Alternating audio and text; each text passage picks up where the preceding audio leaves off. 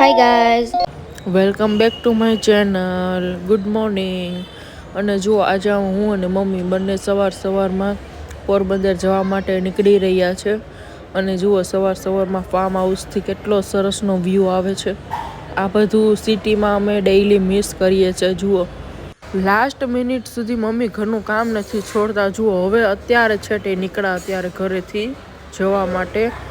અને જુઓ આજે હું અને મમ્મી અમે બંને લોકો પોરબંદર બસમાં જવાના હતા, કેમ કે આજે અમારે ખેતરમાં મગફળીનું કામ હતું. એ માટે કેટલા બધા રિક્ષા ભરાયા અને લોકો કામ કરવા આવવાના હતા.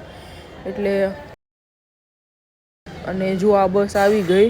હવે અત્યારે ગામમાં જશે ને 5 જ મિનિટમાં રિટર્ન આવશે. એટલે અમે લોકો એમાં બેસી જશું અને આજે બસની મુસાફરી કરવાના છે. અને મને યાદ નથી કે લાસ્ટ ટાઈમ હું કેટલા વર્ષ પહેલા બસમાં બેસી અને ગઈ.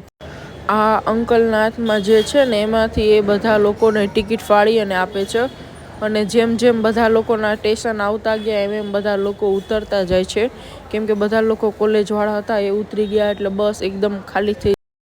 પોરબંદર અમારે લોકોનો અપોઇન્ટમેન્ટ હતી તો ત્યાં મળી અને ત્યારબાદ બસ આવવામાં 1 કલાકની રાહ હતી ને, તો હું અને મમ્મી બંને રિક્ષા કરી અને અમે બંને ગામમાં એક ચક્કર લગાડવા ગયા, કેમ કે બસ સ્ટેશને બેસવું એ કરતાં અહીંયા બધું જોવાની મજા આવે. આમ પણ અમે લોકો 6 મહિને વર્ષ દિવસ એક જ વખત ગામડે આવીએ તો 8-10 દિવસ રોકાવાનું હોય, તો અહીંયા કઈશું આવવાનું થતું ના હોય. એટલે આજે અમારે ટાઈમ હતો એટલે હું ને મમ્મી બંને પોરબંદર અહીંયા ગામમાં ચક્કર લગાડવા આવ્યા, બધું જોતા હતા.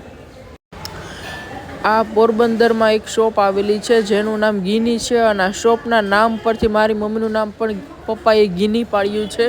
મમ્મી અને પપ્પા પોરબંદર આવ્યા હતા ને તો કશું વાત થઈ હતી ને એ ઉપરથી એની મમ્મીનું નામ ગીની પાડ્યું હતું. પણ આજ ફર્સ્ટ ટાઈમ મેં એ શોપ પણ જોઈ. જ્યારથી મારા રિપોર્ટમાં લોહી ઓછું છે એમાં આવ્યું ને ત્યારથી મમ્મી જુઓ મને આથલાનું જ્યુસ ડેઈલી પીવડાવે છે. અને આથલાનો ભાવ સાંભળીને ડેઈલી લોહીના ટકા વધવાની જગ્યાએ મને એવું લાગે છે કે લોહી બળી જશે એટલો એનો ભાવ છે. અને જુઓ અત્યારે હું અને મમ્મી આ સબ્જી મંડીમાં આવ્યા છે અને અહીંયા પણ કેટલું બધું ક્લીન, બધું સફાઈ વાળું છે. જુઓ બધી સબ્જી મંડી બધું ચોખ્ખું રાખેલું છે. જુઓ આ મૂળા, લીલી ડુંગળી આ બધું જોઈ અને મને મારા નાના બાપુની યાદ આવી ગઈ, કેમ કે ડેઈલી જમવામાં બધું સાથે ખાતા. એટલે મને આ બધું જોઈ અને આજે બહુ જ એની યાદ આવી ગઈ.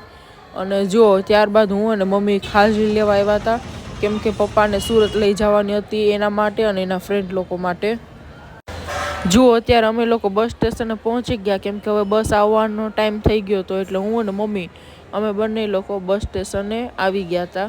2-3 રિક્ષા ચેન્જ કરીને ઘરે પોગે તડકાના થાકી જત એ માટે અમે લોકો બસમાં બેસી અને જવાનું નક્કી કર્યું હતું. અને જુઓ ઘરે પહોંચી અને રોકી કેટલો ખુશ થયો મમ્મીને જોઈને. રોકી ઓફિસના કામને લીધે આજે પપ્પા પણ હવે સુરત જવા માટે નીકળી રહ્યા હતા. અને કાલે વનરાજ રિટર્ન અહીંયા આવવાનો હતો, કેમ કે એક મેરેજ અટેન્ડ કરવાના હતા એમાં, એટલે વનરાજ આવવાનો હતો અને પપ્પા જઈ રહ્યા હતા સુરત. અને રોકીનો એટલો જીવ બળે છે ને પપ્પાને જાતા જોઈને. પપ્પા જઈ રહ્યા છે ને તો કન્ટિન્યુ પપ્પા સામું જોઈ રહ્યો છે. અને 1-2 દિવસ તો ખાશે પણ નહીં, કેમ કે એનો બહુ જ ટેવાયો છે.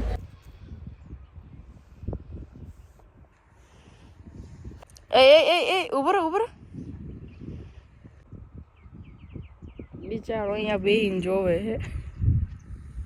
હવે 1-2 દિવસ ખાશે પણ નહીં અહાંગરામાં. ઝોરકી ગયા પપ્પા.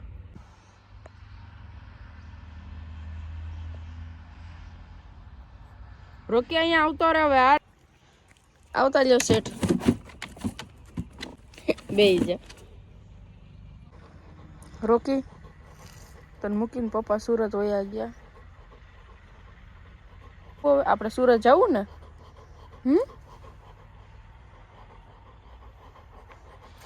આપણે હમણાં સુરત જવાનું છે. અને જો આજે મારા 2 ટેણિયાઓના રિઝલ્ટ આવી ગયા હતા. બહુ જ સરસ રિઝલ્ટ હતા એટલે મને વિડીયો કોલ કર્યો. હું પણ એટલી ખુશ થઈ એનું રિઝલ્ટ જોઈને. જો આજ પપ્પા વયા ગયા ને તો હાવ ઉદાસ થઈ ગયો. જોવો રોકી ની હુઈ જા હમણાં. અરે રોકીના ફેસ ઉપરથી જ ખબર પડી જાય છે કે કેટલો ઉદાસ થઈ ગયો છે આજે પપ્પાના જવાથી.